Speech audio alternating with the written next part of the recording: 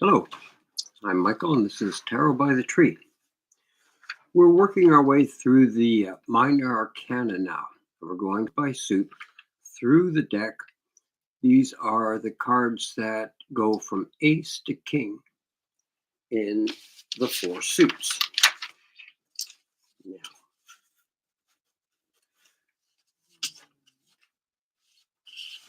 just misplaced my card. Oh, here it is. I didn't at all. Okay. Sorry about that. I didn't at all. Okay. It is this card, the Three of Coins. We're going to do a little bit of a recap now. We've moved from the Ace of Coins, which was the beginning of wealth. And we've talked a bit about what wealth is, that it's a necessary thing. Leaving the safety and the innocence of the inner courtyard and moving through that archway. From there, we moved to the Two of Coins, and we're going to be comparing this today with the Three of Coins. We're looking at an apprentice, a novice, somebody starting out with the purpose of earning money. This is not self-expression, and this is not philanthropy. This is a person trying to make money, and there's no excuses for that. There are none needed. That's a noble purpose because it leads to independence. This was yesterday's card. Today we move into the Three of Coins. We mentioned yesterday that coins are in fact stored energy. With coins, you can buy gasoline, propane, batteries. You could buy someone to do the work for you, that kind of thing. Money is stored energy, and you've had to produce energy, presumably, to earn that money. Very often, money is a form of your own stored energy. Without money, there would still be a form of trade of energies when we acquire anything or when we sell anything. It's work for goods, goods for work, a form of barter, goods for goods. But overall, we remember that wealth, although often in our society it's looked upon as something conspicuous and extra, in your youth, it will grant you the ability to be self-sustaining and not a burden to other people. What are the three cards in general? We mentioned yesterday that with the two cards, we are looking at partnership. And specifically, yesterday, it was the need for partnership. Today, as we move into the threes, we see that it's mastery. The three cards are, compared to the two, not doing everything, but doing one thing to a degree of excellence. The third Sephra on the Tree of Life is the Sephra that all the three cards belong to. That Sephra is Bina. And she's part of the feedback loop to Keter. But in this instance, we see her as the universal mother, the creator, who through a process of restricting things manages to let other things develop, and she produces, in a sense, a new life that wasn't there before.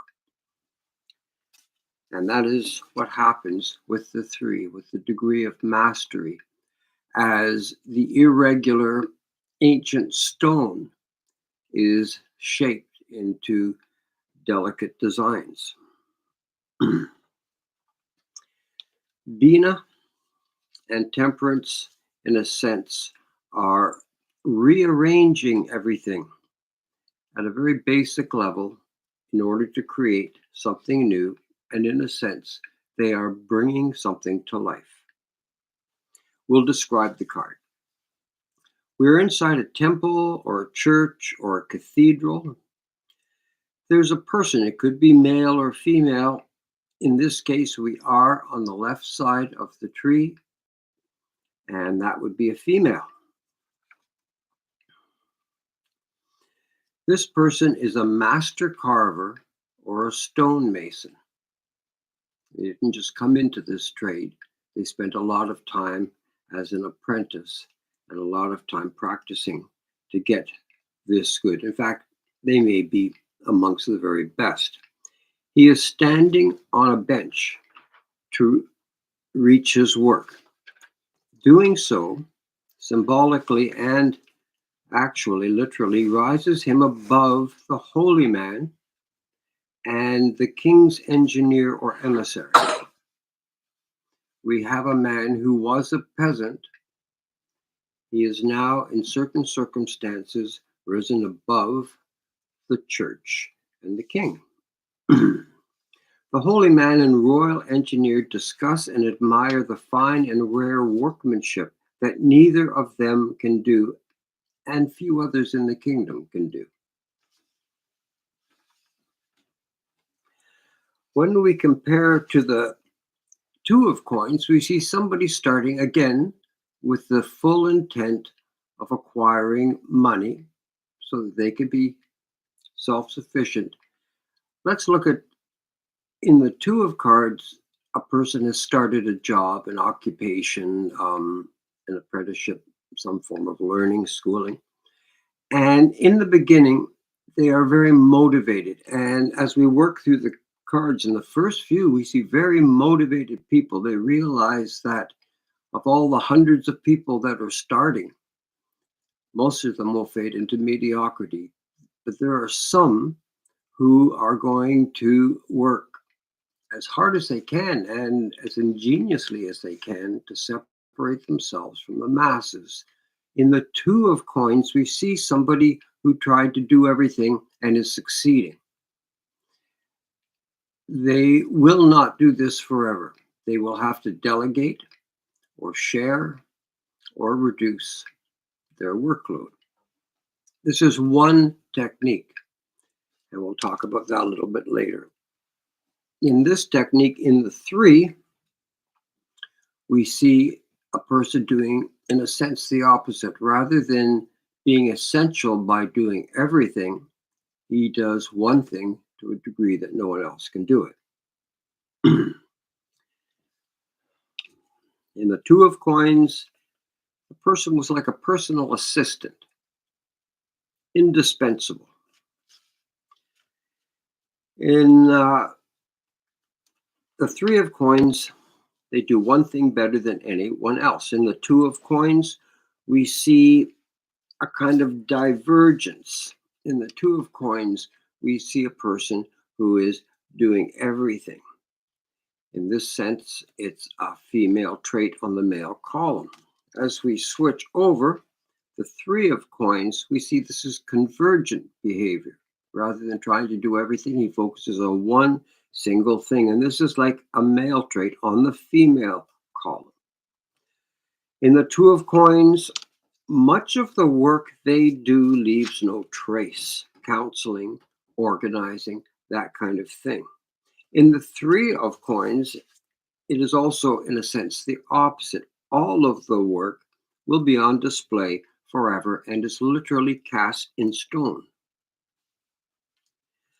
The Three of Cups bring the court, the kingdom, the kings, and the church's ideas into concrete form, even though it's not concrete, it's stone.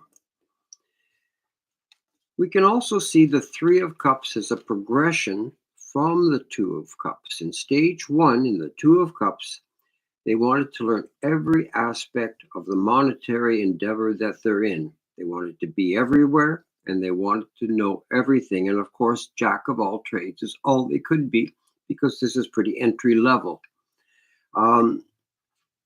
They do remember at the Two of Cups level, where you're trying to do everything at an entry level, you can remember that it's temporary. It doesn't have to go on forever. And indeed, as we studied this card, part of its message is it cannot go on forever.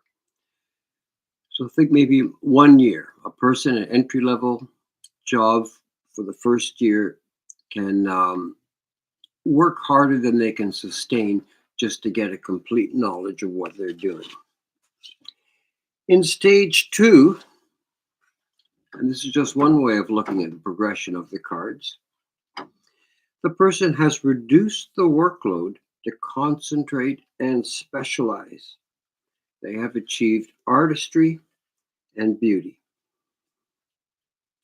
And that's another contradiction.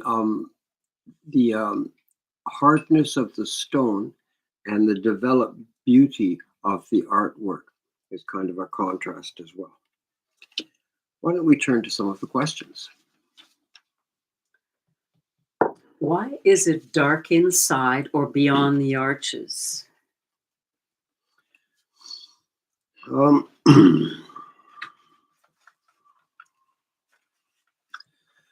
I believe it's dark.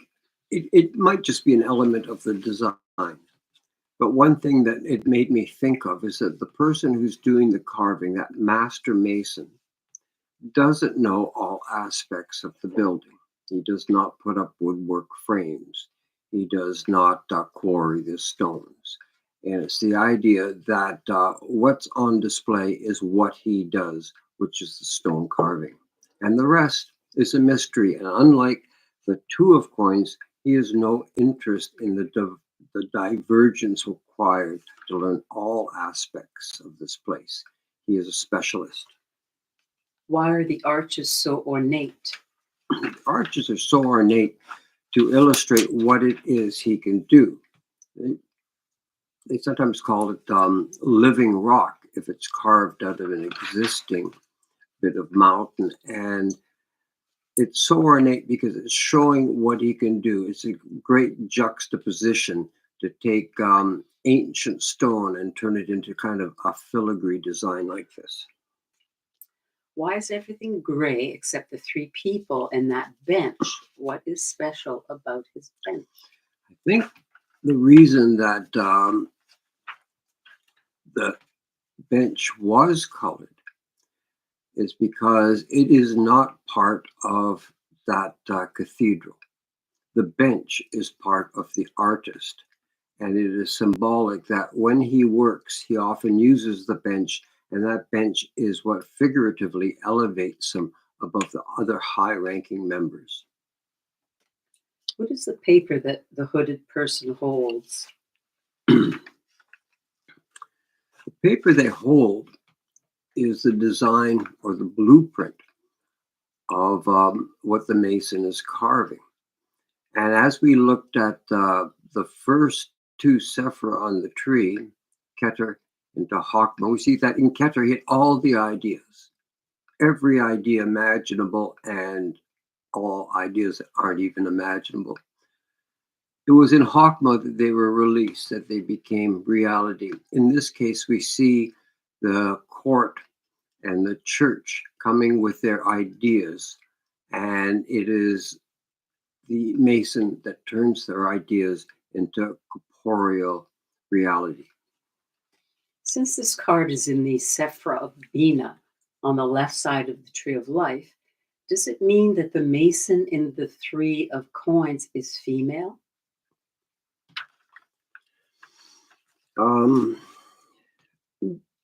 Yes, but as we've said before, we're really talking about male and female essences. Any of the characters in the cards can be a girl or a boy, a man or a woman. It is their aspects, the male and the masculine and feminine aspects in them. In this card, this is on the female side. I think of this person as a female, but they could be either. And during this, I may have referred to them as a man. I can't remember, but this is on the female side. However, we do have the convergent aspects of male too. It's a bit of both, and I think that it doesn't really matter which sex it is. Jocelyn, you're looking Well, like you I'm disagree. thinking it's obviously a guy. Okay. I mean, maybe it's the female aspect, but that you can't deny. I mean, if it was a woman, she'd have, a longer skirt, I would think. The guy, it looks like a guy on a bench to me. Yeah. Okay. I guess it does look more like a guy, but I'm saying from the perspective Yeah. of reading cards and the tarot idea, this is on the female side. The expression of beauty is from the female essence. And I think this person could easily be a female. What makes this person seem so powerful or respected? Um, a couple of things. One is that they can manifest beauty where beauty wasn't there before, just with their own hands. They can take raw rock and turn it into delicate carvings. The other is the scarcity. This person can do like a king. This person is really important in that they can't be readily replaced. You cannot just go out and get another master carver. If he's gone, his art is gone too. And of course, part of his world will be training apprentices because it is a scarce resource, and without him, that resource won't exist. Is this a dead end job?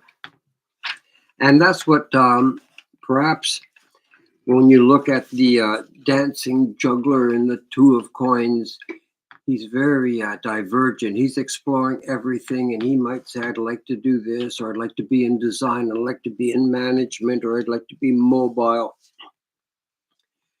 In the Three of Coins, he has decided none of that's going to be important. He is going to be moving his bench around and carving the designs according to the plans presented by the king and the church. And thank goodness for that. Oh, We need absolutely. experts. Absolutely. And so I just want to say it all depends on how you define dead end job. He would never call this a dead end job any more than Da Vinci or Michelangelo would have called their work a dead end job. But yes, it is a specific job. Final thoughts. Oh, final thoughts.